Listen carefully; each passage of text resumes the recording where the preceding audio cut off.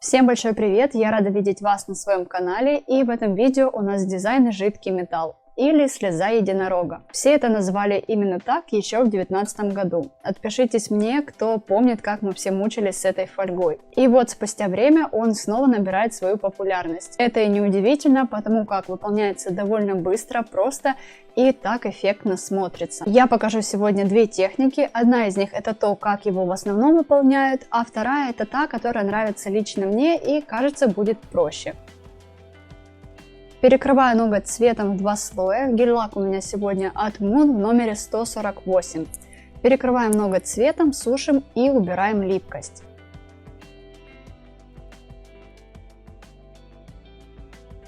Пока сушится наш ноготь, подготовим себе фольгу. Эта фольга у меня самая обычная, переводная, без фирмы и какого-либо обозначения. Что я заметила, она какая-то более жесткая и плотная по сравнению с теми, которые у меня были. Но ничего, такая фольга тоже подходит к этому дизайну. Правда, будут небольшие сложности во второй технике, но об этом поговорим позже.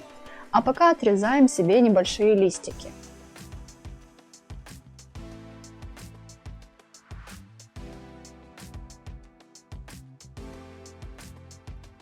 Убираем липкость цвета и берем прозрачную базу.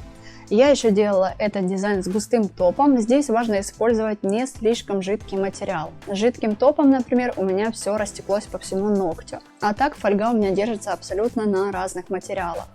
Если у вас не получается с одним материалом, то попробуйте с другим. Наношу базу на покрытие. Здесь у меня очень много базы. Я здесь еще пытаюсь сделать какой-то узор, но это все зря. На таком слое, как у меня, сейчас получится просто большая красивая капля фольги.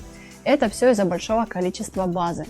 Поэтому, кому понравился результат, значит наносите такой же слой базы. На базу переносим фольгу и слегка ее прижимаем. И отправляем сушить в лампу. После просушки снимаем фольгу и вышла просто красивая большая капля. Можно перекрывать ноготь топом. Здесь, кстати, образовалась ступенька из-за большого количества базы. И не знаю, насколько здесь нужно делать выравнивание, так как этот дизайн, по идее, должен быть объемным. Кстати, многие базу с фольгой наносят уже после того, как перекрыли ноготь топом, то есть в самом конце, и потом только перекрывают топом фольгу. Это, конечно, быстро, но я не знаю, как такой дизайн будет держаться неделю-две, а то и больше. Поэтому я делаю так, чтобы наверняка. Перекрываю декор топом, а потом уже делаю объем на фольге. Ну а вы уже решайте сами.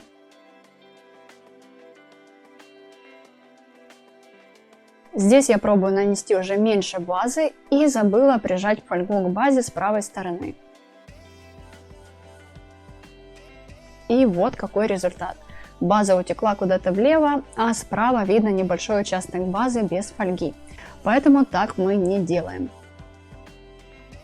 А это уже как делать нужно. Снова наношу небольшой слой базы и переношу фольгу.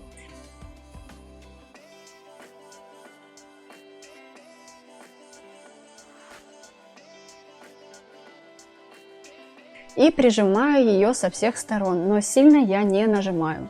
Дотрагиваюсь еле-еле. И вот какой результат получился. И из-за того, что я не наносила много базы, этот декор так не топорщится, как первая капля, которую я делала.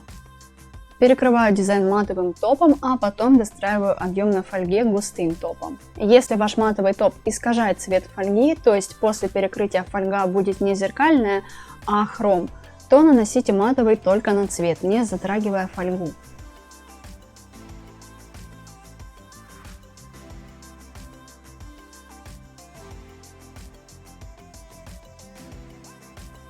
Переходим к дизайну на себе и второй технике. Под дизайн у меня будет молочная база, наношу я ее сначала тонким слоем, затем набираю капли материала больше и делаю выравнивание.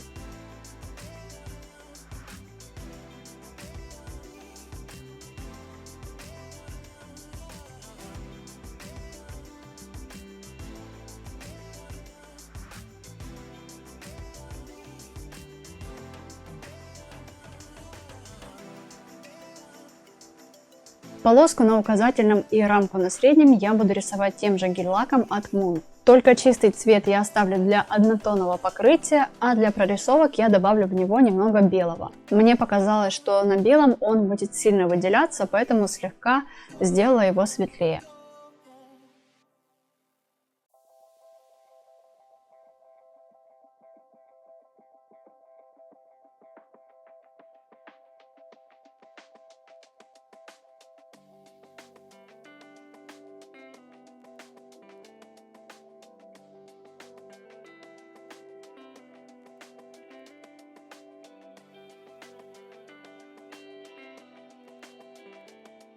Теперь делаем декор из фольги. Берем ту же фольгу, отрезаем себе небольшую часть и берем базу или топ. Я использовала топ без липкого слоя. Мне удобно рисовать топом, потому что декор потом не липкий. Переворачиваем фольгу и на ее матовой стороне мы рисуем все, что захотим. Капли, линии, кляксы, рамки и так далее. Наносим мы не толстым слоем, стараемся рисовать средним или тонким, чтобы этот декор у нас на покрытии не торчал. Но не делаем его слишком большим, потому что на ноготь будет его проблематично уложить. Декор-то более плоский, а ноготь у нас с изгибом. Еще я говорила в начале, зависит от фольги. Тонкая фольга с пластичной базой, например, идеально повторит форму ногтя. А в моем случае декор будет более жесткий из-за фольги и из-за того, что я использую топ.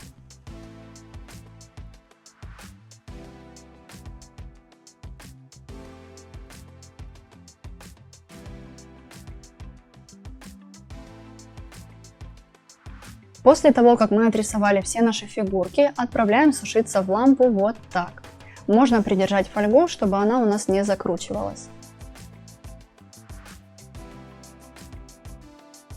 Отсоединяю свой декор, мне удобно это делать пальцами, я просто сгибаю фольгу и он сам отходит от фольги. Иногда себе помогаю подцепить пинцетом. Если нанесли мало материала или очень тонкий рисунок, то такой декор может и порваться, поэтому я всегда рисую с запасом. Если один испортится, то точно другой уцелеет.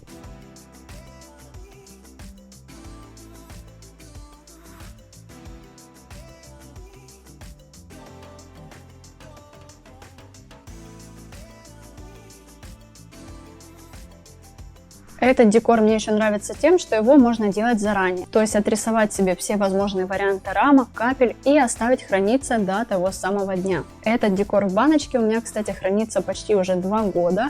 Думаю, многие вспомнили, из какого он видео. И как видите, с ним ничего не произошло, его и сейчас можно использовать в дизайне.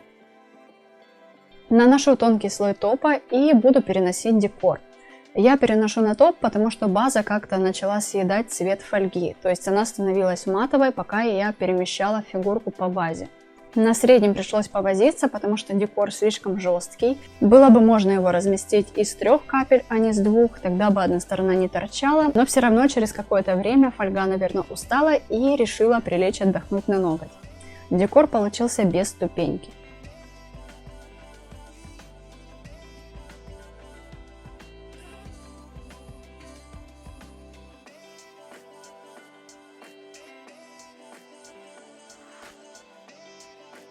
На указательном на полоске цвета будет белая надпись, и использовать я буду вот такие слайдеры. Несмотря на то, что напечатано белым по белому, все надписи очень хорошо видно, потому что они еще слегка объемные. Наношу на липкий слой топа и перекрываю топом. Добавляю на этот непросушенный слой топа декор из фольги и потом только просушиваю.